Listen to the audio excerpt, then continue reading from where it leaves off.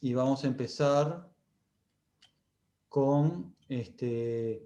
vamos a empezar repasando un poco la parte de coordenadas de estas funciones canónicas. Que la clase pasada había... me había salteado un pedacito y había quedado más o menos. Entonces, medio como que ahora empiezo de nuevo con transformaciones ortogonales. Nos interesan las transformaciones ortogonales, ¿tá? Porque son transformaciones que me dejan la distancia sin cambiar. O sea, es una transformación que me paso de un cierto vector acá x a x', manteniendo la longitud del vector constante, ¿tá? Porque eso después lo voy a asociar con las rotaciones. Entonces las transformaciones que hacen esto son transformaciones ortogonales. Decimos que una transformación es ortogonal si cuando paso de xy a x'y, que es otra transformación lineal, o sea que es a sub ij por xj, donde acá estamos utilizando la convención de Einstein, o sea que tengo una sumatoria en j. Entonces se cumple que la longitud, la magnitud de los vectores x y x' es la misma, que la escribo así como x'y igual a xy. Esto quiere decir que la sumatoria de xy cuadrado, x'y cuadrado es igual a la sumatoria de xy cuadrado. O sea que x1 cuadrado más x2 cuadrado más x3 cuadrado es igual a x'1 cuadrado más x'2 cuadrado más x'3 al cuadrado. O sea que la longitud esa se mantiene constante. Y eso se puede ver que esta condición, si la escribo en función de las componentes a sub ij, a sub ij serían como los cosenos directores de cada uno de los ángulos. Esto puedo sustituir x'y por la expresión que tenía acá. Entonces escribo x'y como a sub ij xj, y el siguiente x'y lo escribo como a sub ik xk. ¿Por qué no pongo a sub ij xj de vuelta? No lo pongo, sino me quedaría j 4 veces, y para la convención de Einstein es un lío. Entonces me queda más fácil poner a sub ik xk. Entonces acá tengo dos sumatorias implícitas y tengo un producto en el medio. Esto que está acá se puede, dijimos que cuando tengo estas expresiones con índices y convención de Einstein son números, o sea que yo puedo cambiar el orden, o sea, son números, o sea, conmutan el orden, entonces me queda a sub ij por a sub ik, xj, xk, es igual a xy, xy. Entonces yo analizo esto, me paro y digo, bueno, en realidad, si justo se da la casualidad que j sea igual a k, entonces, si j es igual a k, si j me equivoqué, esto tiene que ser 1. Y si j es distinto de k, entonces esto tiene que ser 0. O sea que lo que está acá, a sub ij por a sub ik, tiene que ser una delta jk. Acá me equivoqué, a sub i jk. Acá me equivoqué, acá no hice lo que yo les había dicho. Esto tengo que arreglarlo. A sub ij por a sub jk. Ahí tengo los índices libres. A la izquierda son la j y la k. O sea que a la derecha también tengo que tener j y k de índices libres. O sea que a sub ij por a sub ik tiene que ser delta jk.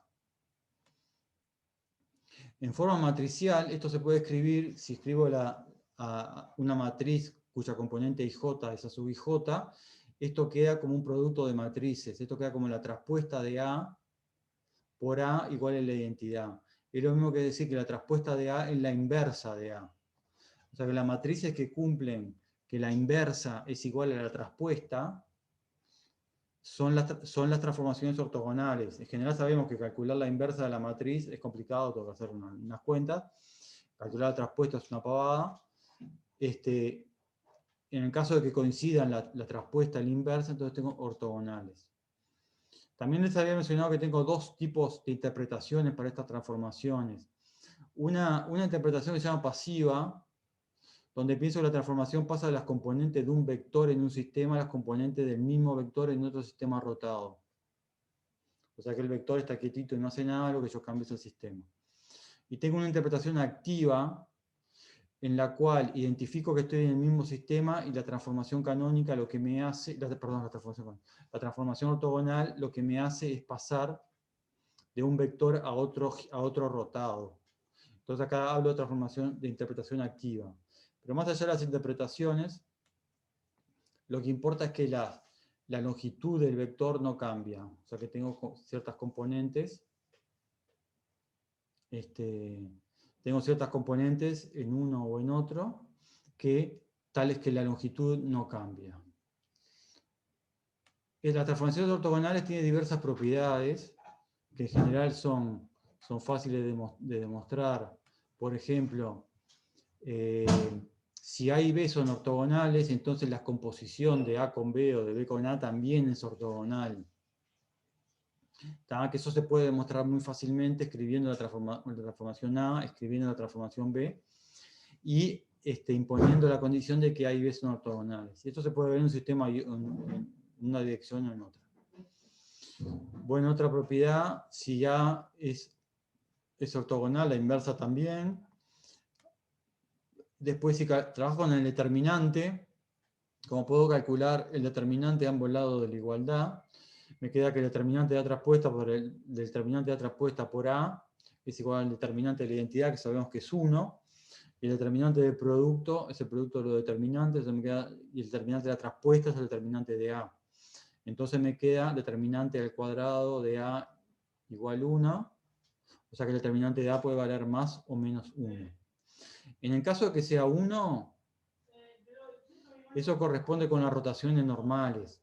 Pero si tengo menos 1, esas son transformaciones que se dice que no conservan la paridad del espacio. Es como cuando hacemos una transformación en el espejo, cuando sacamos una selfie, que vemos una imagen especular. O sea, si vemos un pie izquierdo en el espejo, vamos a parecer que es un pie derecho.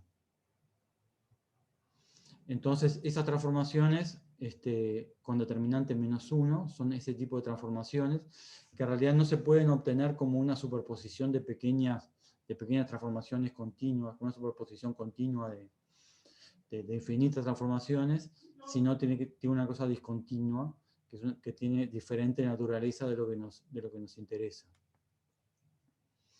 Vamos a ver ahora, hay un teorema de Euler, otro teorema de Euler, de los tantos teoremas de Euler, que dice que el desplazamiento de un rígido con un punto fijo es una rotación alrededor de cierto eje. O sea que si tenemos un rígido y hacemos un rígido con un punto fijo y hacemos una transformación, esa transformación en general es como es una rotación alrededor de cierto eje. Eso es lo mismo que decir que una matriz ortogonal siempre tiene un valor propio 1. ¿Por qué? Porque en la dirección del eje, el vector no se transforma. Entonces quiere decir que si yo tengo x', que es a por x, y eso me deja el x quietito, para una dirección, para una cierta dirección, no para todas, porque si no tendría la identidad, para una cierta dirección, entonces eso es lo mismo que decir que tengo un valor propio 1. Eso se puede probar fácilmente. Se puede probar que si yo tengo una matriz ortogonal, o sea que A por A transpuesta la identidad, entonces tiene valor propio 1.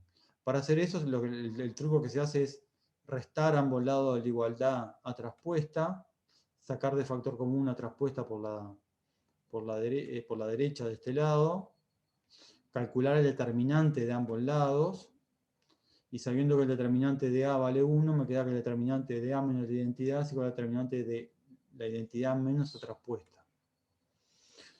Y recordando que el determinante de la opuesta de una matriz es lo mismo que menos 1 a la n por el determinante de la matriz, es una propiedad general, o sea, depende de la dimensión. En ese caso, el determinante de A menos la identidad es igual al determinante de la identidad menos A, o sea que la única forma que sean iguales es que valga 0. Entonces me queda determinante de A menos la identidad igual a 0, es lo mismo que decir que tengo un valor propio 1, que sería lo que estaría multiplicando ahí. O sea que si parto de esta... O sea, acá se puede ver que si tengo A por A transpuesta de la identidad, entonces tengo un valor propio 1. Si parto de acá, también en realidad puedo llegar a la misma igualdad. O sea que si tengo un lambda igual 1, entonces voy a tener una matriz ortogonal.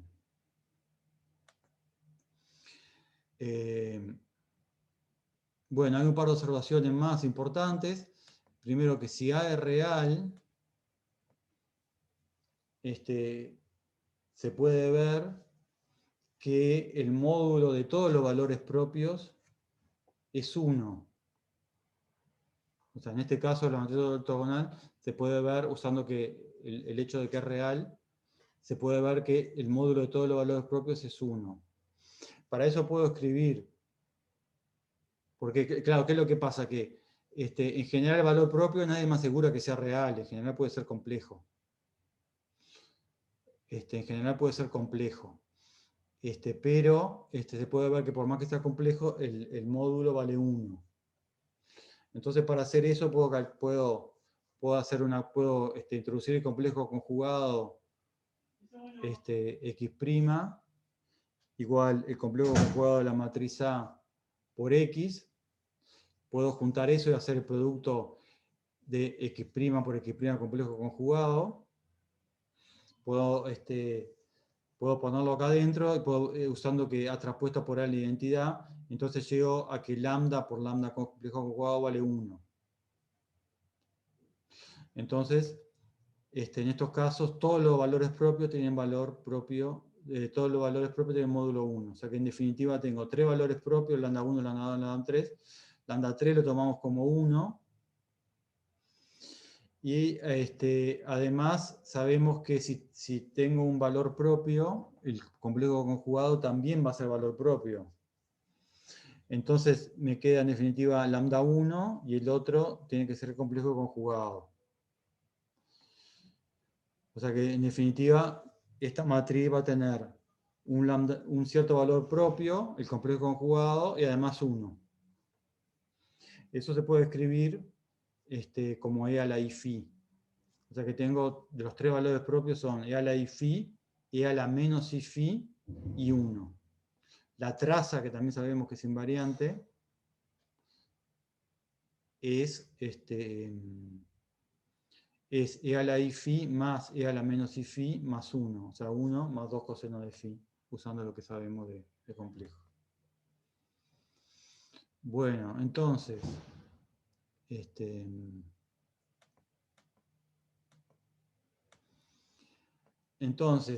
como corolario del teorema de Euler, podemos decir que el desplazamiento general de un rígido es una traslación más una rotación. Ese resultado se conoce también como teorema de Chasles. Entonces, estudiamos por separado la traslación y la rotación. Si elegimos el centro de masas, el momento angular y la energía cinética se desdoblan naturalmente. Por ejemplo, la energía cinética se escribe como la energía cinética del centro de masa más una energía cinética alrededor del centro de masa. Y en general, cuando calculo las derivadas, vamos a usar que la derivada en el sistema absoluto lo puedo calcular como la derivada en el sistema relativo más omega vector lo que venga después, lo que estoy aplicando el operador. Bueno, después hay un resultado que no lo voy a mencionar, simplemente no lo voy a probar, simplemente la velocidad. Cuando tengo un rígido, la velocidad angular no depende del punto elegido. O sea, obviamente, como les decía antes, si uno calcula energía cinética, eso digamos, depende del punto que uno elija para la energía cinética. Pero la velocidad angular es una velocidad que no depende del punto que elijamos. Eso se sale de la distribución de velocidades. En el rígido se puede probar que si yo supongo que tengo 2 velocidades angulares distintas, en realidad se puede probar que la velocidad angular tiene que ser una para el rígido, es una propiedad de movimiento del rígido. O sea, podemos hablar de la velocidad angular del rígido. Bueno, entonces vamos a hablar ahora del momento angular un poco. Vamos a hablar del momento angular del rígido. Vamos a calcular primero el momento angular de un rígido con respecto al punto fijo. Esto supongo que ya lo conocen, tiene un poco de repaso. El momento angular de un punto, el momento angular del rígido con respecto a un punto fijo, L mayúscula es igual a la sumatoria en I, o sea, la sumatoria sobre todos los puntos de rígido, de MI, de la distancia vector la velocidad del punto. Acá hay una advertencia, acá nosotros vamos a, le dije que antes usábamos la convención de Einstein, la convención de Einstein es muy útil cuando uno tiene una suma sobre las coordenadas, ya sean 3 o 4 porque son cuadrivectores, es muy útil en esos casos, pero cuando tengo sumatoria sobre los puntos de rígido que son infinitos, entonces ahí generalmente no es tan útil, entonces vamos a mantener en estos casos el símbolo de sumatoria. ¿Está? Entonces vamos a trabajar con la convención de Einstein, cuando tengo sumatorias que me involucran a las coordenadas, a los ejes, y vamos a dejar la sumatoria cuando trabajamos con ¿me parece que estoy grabando? ¿Está grabando esto? Parece que sí. Bueno, o sea, dejamos la sumatoria para la sumatoria sobre los puntos de rígido que tienen masa MI y ubicación R sub I. Entonces, en esta expresión sustituimos la velocidad B sub I por omega vector R sub I, que es la distribución de velocidades en el rígido, pero como el punto fijo B sub O, el término que falta acá sería 0. Entonces me queda el momento angular, es sumatoria de ñi de MI RI por producto vectorial omega por RI. Este es un doble producto vectorial, que sabemos que no se cumple la propiedad asociativa acá, o sea que tengo que ponerlo en paréntesis. Y esto que está acá, sabemos, utilizando la formulita de producto vectorial, es omega por RI cuadrado menos el vector RI por el producto escalar de omega por RI. ¿No? O sea que esto es todo el momento angular. Ahora voy a escribir la componente I de esta expresión. O sea que acá sí voy a pasar a componentes. Acá voy a pasar a componente. La componente I del momento angular es esto.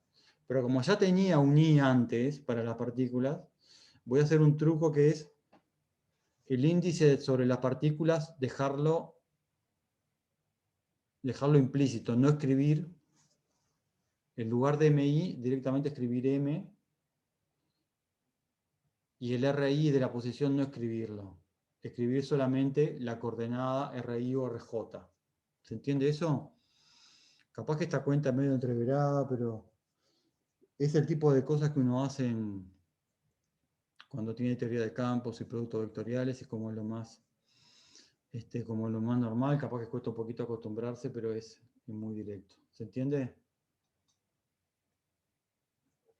Les pido que miren la expresión esta vectorial y la expresión esta en componentes.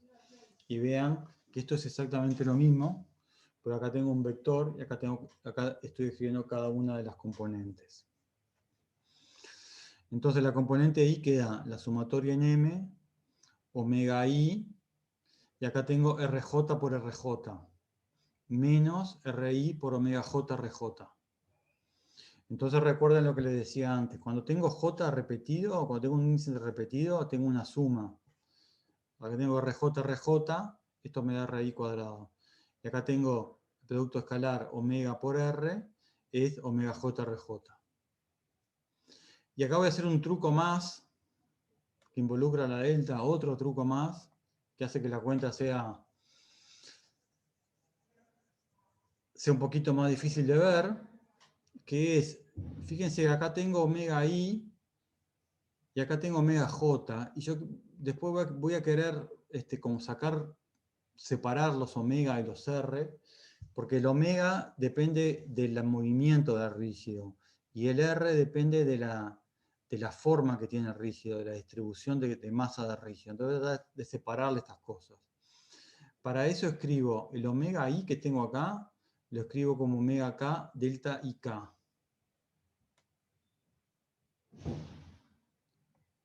¿Por qué? Porque yo sé que si delta el delta IK vale 1, si igual vale K y vale 0 en los otros casos. O sea que esto en realidad es trivial.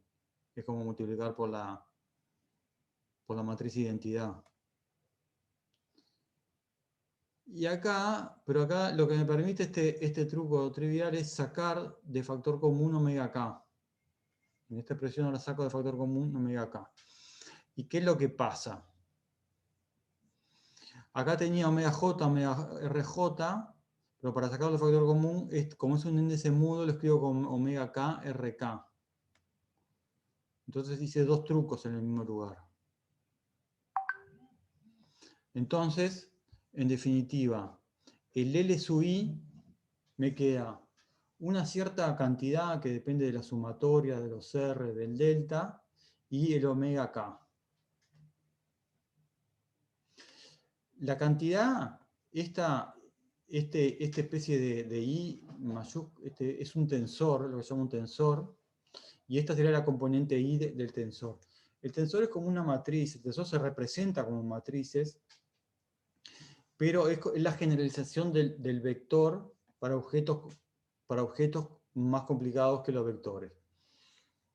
Cuando yo tengo un vector, ese vector tiene ciertas propiedades de transformación cuando uno hace cambios en el sistema. El tensor es lo mismo, también tiene ciertas propiedades de transformación bajo transformación en el sistema. ¿Qué quiere decir esto? Que el tensor es como si fuera una matriz, pero que tiene además ciertas propiedades especiales.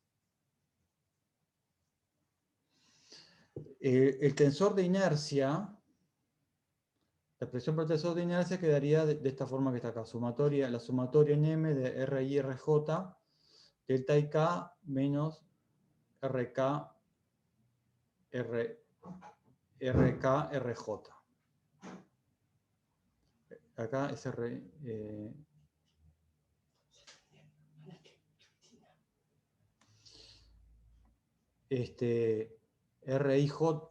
RJ, delta IK, o sea que el índice, acá tengo RI, RJ, si acá tengo un I y acá tengo un K, esto es un J que me quedó mal. Es RJ, RJ, los índices libres son J.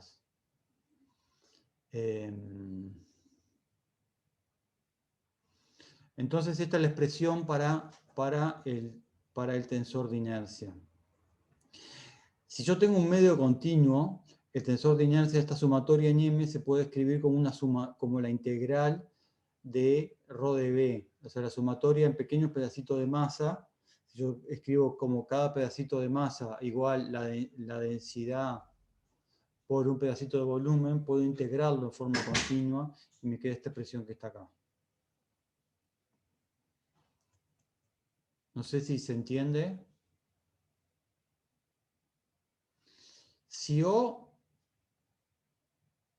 no es ni centro de masa ni está fijo, la expresión para el momento angular queda un poco distinta. Tengo un término más y me queda el momento angular algo un poco más complicado de lo que tengo antes. ¿Por qué? Porque tengo la parte del tensor de inercia más un término que depende de G menos O por la velocidad V sub O. Esto es si O no es ni G ni un punto fijo. Fíjense que el tensor de inercia en definitiva lo que me da es una relación entre el vector omega y el vector momento angular, entre la velocidad angular y el momento angular. ¿Qué es lo que pasa? Esas cantidades no son colineales. Si yo tengo un sistema lineal y considero la velocidad del rígido, la velocidad del centro de masas y la cantidad de momento lineal y momento lineal, la constante de proporcionalidad es la masa. ¿Por qué? Porque son colineales. La velocidad del centro de masas y el momento lineal de un rígido son colineales. Pero ¿qué es lo que pasa? Cuando yo tengo un rígido, las cantidades angulares no siguen la misma relación. O sea, la velocidad angular y el momento angular no son colineales. Están relacionados por una transformación. Esa transformación está dada justamente por el tensor de inercia. ¿Alguna pregunta? ¿Esto le suena un poco de mecánica? En mecánica clásica, no sé hasta dónde habrán visto en mecánica clásica. Después, si yo escribo cada una de esas componentes, del tensor en un sistema de ejes, me van a quedar expresiones que dependen de x cuadrados, y cuadrado, z cuadrado, dependen de los productos. Los términos que quedan sobre la diagonal son los momentos de inercia. Es la distancia de cada punto al eje de rotación, al respectivo eje. Y los términos que están fuera de la diagonal son lo que llaman los productos de inercia. Acá escribí la mitad de arriba, la otra mitad de abajo es exactamente igual. Hay algunas propiedades del tensor de inercia que son interesantes de mencionar. Una de ellas es que es aditivo. El tensor de inercia es aditivo. Quiere decir que si tengo un cuerpo que está compuesto por varios subcuerpos, entonces el tensor de inercia puedo escribirlo como la suma de los tensores de inercia de cada uno de esos cuerpos respecto a los mismos ejes.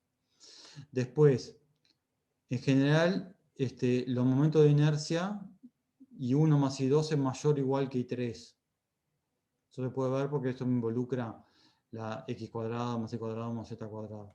Salvo si es plano, se cumple la igualdad. Si es plano, o sea, si es un cuerpo plano, e I3 es la dirección perpendicular al plano, entonces I3 es igual a I2 más I1.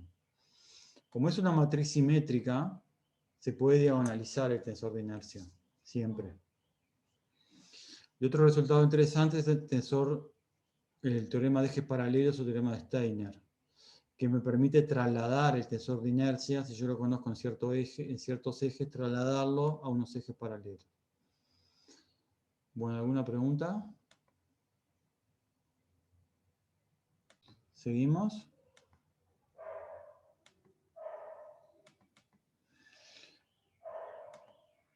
Bueno, también se puede calcular fácilmente la energía cinética. Se puede calcular la energía cinética del rígido. Capaz que a lo mejor les resulta todo muy fácil, porque ya lo vieron en mecánica clásica. La energía cinética es simplemente la suma sobre la partícula de un medio de la masa por la velocidad al cuadrado. Aplicando la distribución de velocidades en el rígido, y usando lo que decía antes, que no escribo ningún índice para la B, entonces puedo sustituir acá y me quedan 3 términos para la energía cinética. Para desarrollar esos términos, sustituyo B cuadrado por la expresión que está acá, y va a quedar un término con B0 cuadrado, un término con el doble producto, y un término con la parte de rotación. Acá podemos usar que si hago el producto vectorial de omega por R al cuadrado, esto es lo mismo que hacer omega cuadrado por R cuadrado por seno cuadrado, porque ahí me aparece un seno, pero se puede ver fácilmente que esto es omega cuadrado por R cuadrado menos el producto escalar de esto, que esto es lo mismo que 1 menos coseno cuadrado. Esto ya lo conocen bien de álgebra lineal. Y sustituyendo esta expresión, también me aparece el tensor de inercia. Entonces el tensor de inercia queda un medio de la velocidad angular por el tensor de inercia por la velocidad angular. Esta expresión que está acá es el tipo de expresiones que aparecen en teoría de campos. Aparece el tensor de segundo orden con componentes IK, omega I, omega K. Esto generalmente no hay necesidad de escribirlo así, pero a veces se escribe con vectorcitos y a veces se escribe directamente con componentes. Acá recuerden un par de cosas. Recuerden que tengo una suma sobre I y una suma sobre K. Y esto es como esto es como lo que habíamos visto en álgebra lineal, como una forma cuadrática, como un vector acostado por una matriz por un vector paradito. Entonces, esto sería la energía la parte de energía de rotación. Esto, en teoría de campo, lo que se dice es que está contraído, que esto es la contracción del tensor. Porque acá esto sería como la generalización del producto escalar para dimensiones, para rangos más altos. Entonces, la energía cinética de un rígido en general me queda 1/2 de la masa total por B sub O al cuadrado, más 1/2 de omega tensor de inercia por omega, que sería la parte de rotación, más un término que muchas veces es 0, y por eso es fácil de olvidarse, que es omega por B sub O, es m por B sub O, escalar omega, vector G menos O. Es un producto mixto. Tengo un producto escalar y un producto vectorial. Si justo sea la casualidad que O y G son iguales, entonces G menos O vale 0, este producto vectorial vale 0. El vector vale 0, el producto vectorial vale 0. Si justo sea la casualidad que B sub O es un punto que tiene velocidad nula respecto al rígido, por ejemplo, es un punto de racionalizamiento, B sub O vale 0, entonces también vale 0. Entonces este término muchas veces vale 0. ¿No? O sea que si elegimos un punto fijo, un punto con velocidad nula respecto al rígido, y un término o el centro de masa, ese término no va. Pero por ejemplo, si yo fuera a calcular el típico error, la energía cinética de un péndulo doble está compuesto por 2 barras. Cuando calculo la primera barra, lo hago bien, pero cuando calculo la segunda barra, si tomo el punto de contacto, tengo que tener cuidado cómo calculo la energía cinética del sistema. Bueno, ¿hasta acá alguna pregunta? Si no, vamos a seguir un pasito más. Vamos a ver ahora lo que se llaman las ecuaciones de Euler.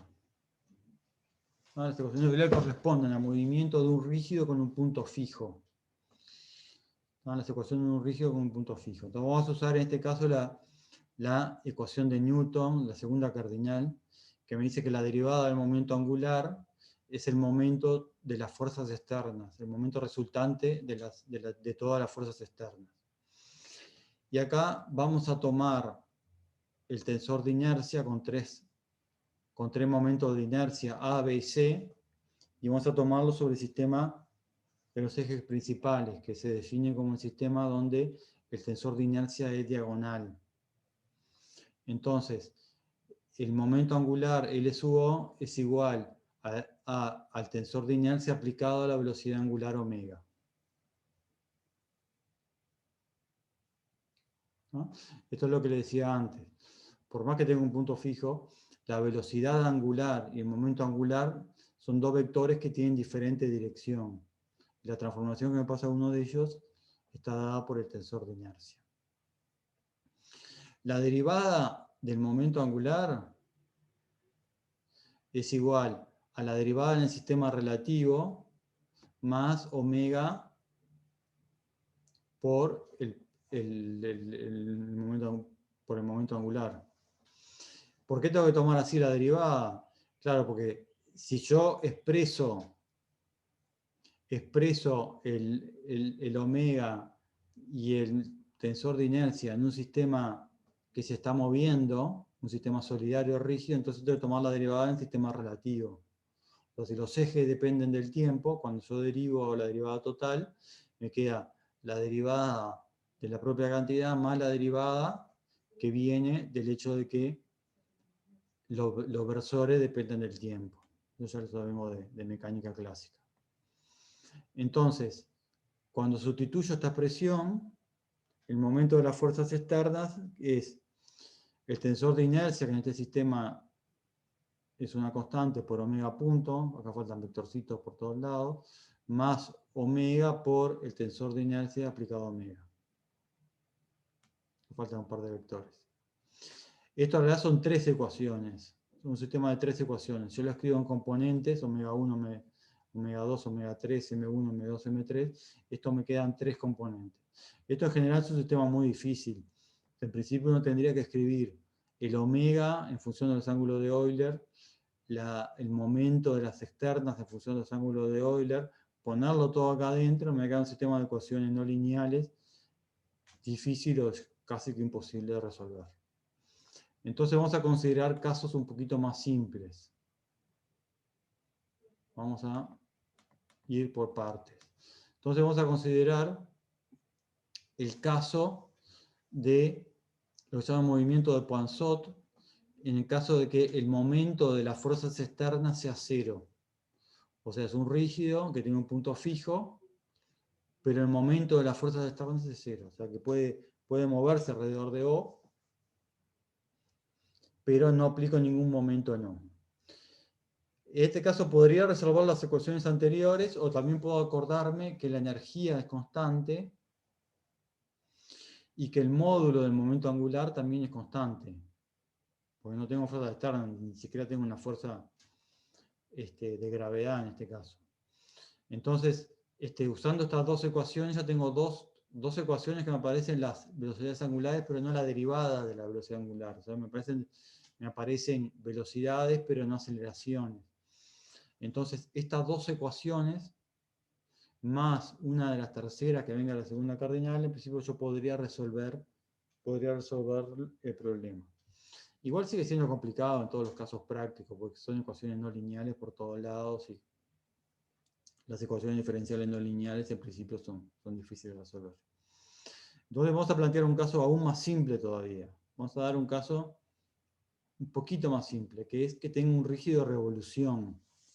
Rígido de revolución quiere decir que tengo simetría, que puedo hacer rotaciones alrededor de uno de los ejes, supongamos que es el eje Z, y el rígido no cambia. Por ejemplo, es un elipsoide o un cilindro o algo por el estilo. Entonces, en este caso, los momentos de inercia I1 y I2 son iguales. Entonces, las ecuaciones que tenía antes quedan mucho más simples. ¿Está? En este caso, cuando tenía un término acá B menos A, como algo ahora era 0. Entonces, la tercera ecuación me queda más simple, me queda omega punto igual 0, o sea que me da omega 3 igual constante. Entonces, las ecuaciones, las dos primeras ecuaciones, como omega 3 es constante, en realidad ya me quedan lineales. Y son fáciles, son triviales de resolver, simplemente derivando una y sustituyendo la otra. Me quedan ecuaciones lineales de primer orden. Entonces derivo la ecuación 1, me queda omega 1 2 puntos, más C menos A, omega punto 2, omega 3 era constante, entonces esto igual a 0. Sustituyo la segunda, sustituyo omega punto 2 en la segunda, y me queda una ecuación que sería como un oscilador armónico, con una frecuencia omega grande, y me quedan soluciones muy fáciles de calcular. Acá me quedaría una representación gráfica del movimiento en un sistema de ejes omega 1, omega 2, omega 3, que no se corresponde con el espacio físico, ni tampoco con el espacio de configuraciones. Entonces tengo omega 1, omega 2, omega 3, la proyección de omega sobre omega 3 es constante, y en el plano 1, 2, omega está girando con velocidad angular omega grande. Eso sería la representación geométrica de este movimiento. ¿Hacer alguna pregunta? Continúo grabando. Bueno, comparto de vuelta la pantalla. Este es un poco el movimiento que les decía. Es un movimiento. Esto es una representación geométrica de un movimiento, de un rígido, con un punto fijo y con simetría de revolución. Sí. Ya te pasé, Guille. Bueno, entonces, vamos. Vamos ahora a obtener una representación de este tipo, que va a ser un poquito más complicada, en el caso de un sistema más general. Tenemos un cierto rígido, y vamos a tratar de esa representación que vimos antes, tratar de ver si se puede extender de alguna forma. Eso es lo que se llama movimiento de Poinsot o representación de Poinsot. Tiene diferentes nombres, no es una cosa súper intuitiva, y no, tampoco es muy fácil de ver. Pero bueno, vamos a tratar de dar una idea general y ver algunos puntos especiales. Es un tema sobre el cual hay libros enteros y se ha escrito muchísimo.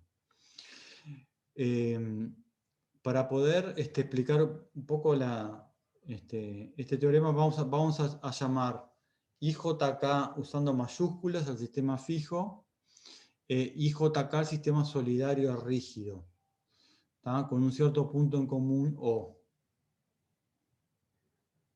¿tá?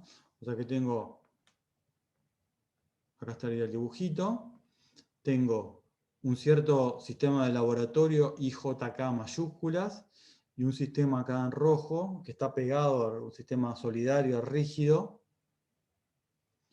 en rojo con IJK. Acá las primas estas no van. Justo puse mayúsculas para no poner prima. Entonces vamos a definir el elipsoide de inercia como un elipsoide, una superficie que está dada por esta ecuación, x cuadrado más b y cuadrado más c por z cuadrado igual 1.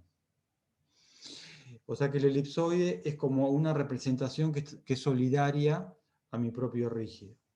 Esto se puede escribir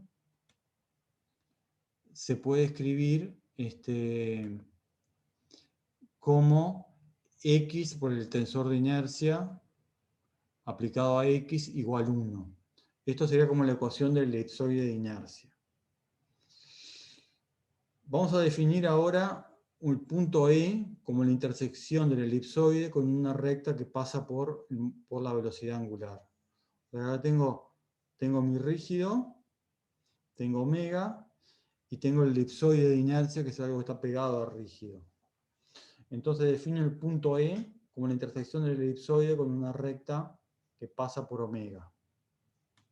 Con una recta colineal con omega. Entonces vamos a hacer dos teoremitas. El teorema 1, que es el plano P tangente al elipsoide en E, es fijo en el tiempo. O sea que si yo tomo el elipsoide, tomo el punto E y calculo el plano tangente, este plano tangente es fijo en el tiempo. ¿Ah? Para eso se pueden ver dos cosas.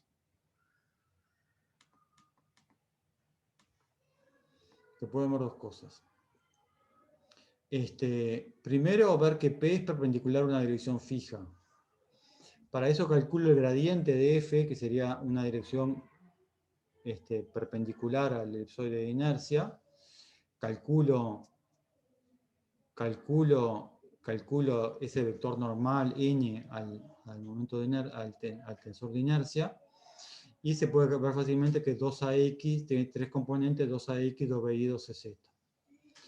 Ahora considero un vector que lo escribo como ρ igual omega dividido una cierta constante. Raíz de 2t, donde t es como la energía cinética, un medio de x cuadrado más b cuadrado más c por z cuadrado. Entonces lo primero que observo es que omega aplicado al tensor de inercia omega es igual a 1.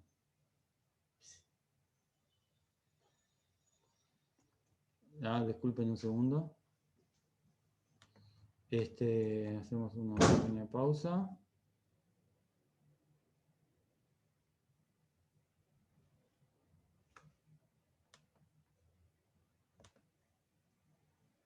Bueno, vuelvo a compartir. Entonces, teníamos el punto E y este vector n. Entonces, se puede ver que si yo tomo un vector ρ que es proporcional a omega, entonces este ρ pertenece al tensor de inercia, al elipsoide de inercia, porque ρ tensor de inercia por ρ igual a 1, ρ es colineal a omega, o sea que este ρ de alguna forma termina en el elipsoide de inercia. Es justo el punto donde corta esta recta que pasa por omega, corta con el tensor de inercia. Si calculo n en el punto E, Bueno, fácilmente esto me queda proporcional a L, al momento angular. Entonces, como el momento angular tiene una dirección fija en el espacio, por el momento de la fuerza externa vale 0, entonces este n es, apunta a una dirección fija. Además, la distancia entre O y P es constante, que la calculo haciendo el producto escalar según esa dirección, según el vector unitario. Entonces, queda demostrado que este plano, el plano tangente en el punto E es,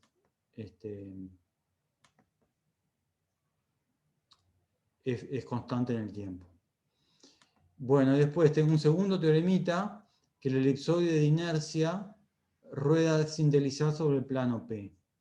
Esto en realidad es mostrar esta cuentita que B sub E como punto de rigio es igual a B sub O más omega vector E menos O. Entonces, sabiendo que B sub O vale 0 y omega es colineal a E menos O, entonces esta cantidad da 0. Al transcurrir el tiempo decimos que el punto de contacto describe una polodia sobre el elipsoide y una herpolodia sobre el plano P. Esto acá hice el dibujito que tengo para mostrarles. Este que está acá. Acá tenemos el elipsoide de inercia, que a medida que pasa el tiempo,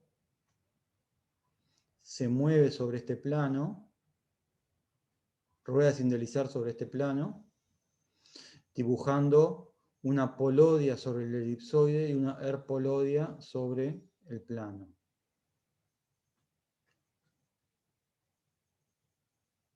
Esto, por supuesto, no es tan fácil de visualizar, por eso me traje el dibujito ya hecho. Acá ven que tengo la dirección de omega, la dirección de L, que sería constante. Esto sería como una especie de pelota de rugby que está moviéndose sobre el plano, de forma de que la velocidad angular es constante, perdón, el momento angular es constante, y la velocidad angular acá en este caso está formando esta recta que está acá. En realidad sería más complicado que una pelota de rugby. La pelota de rugby tiene un eje de simetría. Este objeto en realidad no tiene un eje de simetría. El corte con los dos ejes me dan elipses. Entonces eso hace que sea más difícil de visualizar.